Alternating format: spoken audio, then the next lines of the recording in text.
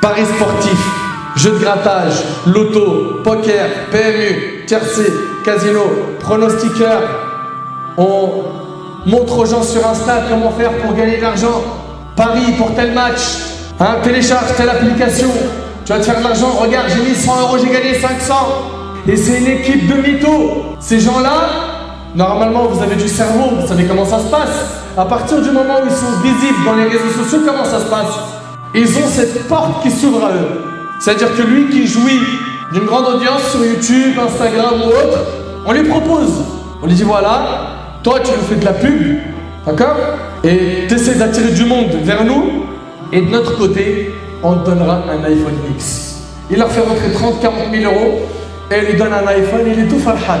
Ouais, génial. Mortel. Ou plus, parce qu'il y en a, ils se font des très grandes sommes. Et ouvertement, Wallahi al-Azim, c'est quelque chose jusqu'à maintenant.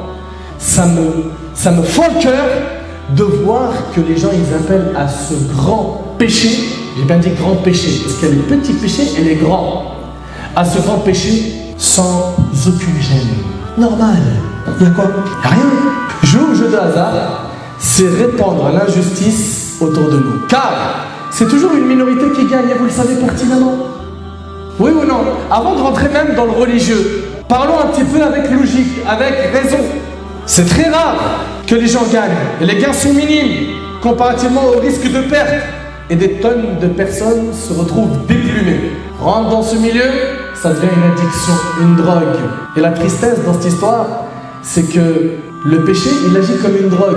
Et cette personne, finalement, ne retrouve l'apaisement de son cœur que quand elle désobéit à Allah. En deux mots, il arrive à être heureux quand il met en colère Allah. Wallah al-Azim, c'est grave. Et j'aimerais, Inch'Allah, que vous diffusez un maximum cette vidéo à ceux qui disent aux gens, mon frère, suis-moi, paris foot, paris sportif, ceci, cela, grattage, j'ai un plan, poker.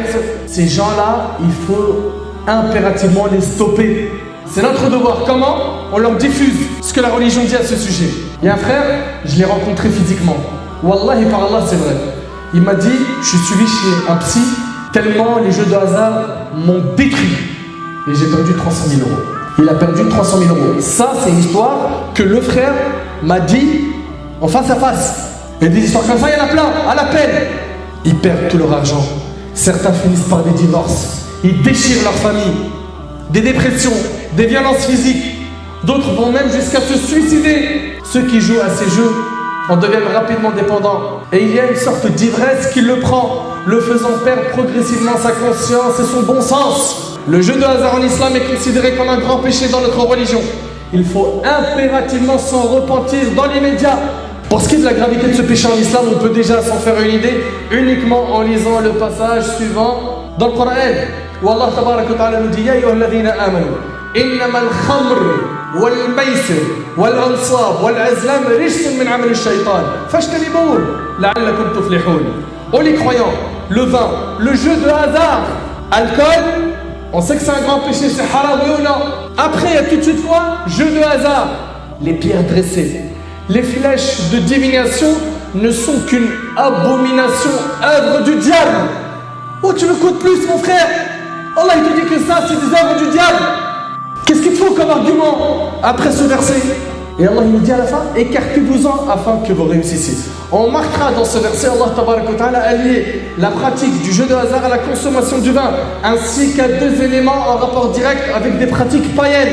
Cette disposition du texte coranique nous enseigne au moins deux choses. La répulsion que l'on doit éprouver à l'égard des jeux de hasard doit être semblable à celle que nous avons pour les pratiques relevant du shirk, de l'association à Allah. Et les jeux normales, ouais, c'est rien, wallah la vie mon frère, tu joues, tu grattes, je te le garantis, tu gagnes 1000 en mettant juste 100 €. Crains ton Seigneur et peur d'Allah. Supprime ces vidéos si tu veux le salir au jour du jugement. Car non seulement t'encaisses des péchés, mais t'encaisses même les péchés de ceux qui commettent ces péchés. Et ça continuera jusqu'à ta mort. Freine le processus, ferme ce robinet pendant qu'il en est encore temps. Sauve ta peau du feu de l'enfer. Rappelle-toi, toute chair qui se nourrit de l'illicite, c'est l'enfer qui lui convient le mieux. Si ce discours, tu ne l'aimes pas, c'est pas rien pour toi. Allah Ta'ala, il nous a prévenus. Il y a des gens qui seront plus égarés que les animaux. Oulaïka kal an'am, bal hum adall, oulaïka humul ghafiloun. Il y a des gens qui seront plus égarés que les bestiaux, nous dit Allah dans le Coran. Ils sont plus égarés. Qui sont-ils? Ceux-là sont les insouciants. Qu'Allah nous préserve de l'insouciance. Ils jouent, ils n'ont plus honte d'Allah. Il n'a pas honte. Snap, Insta, en veux-tu, en voilà, des publications sur les jeux de hasard.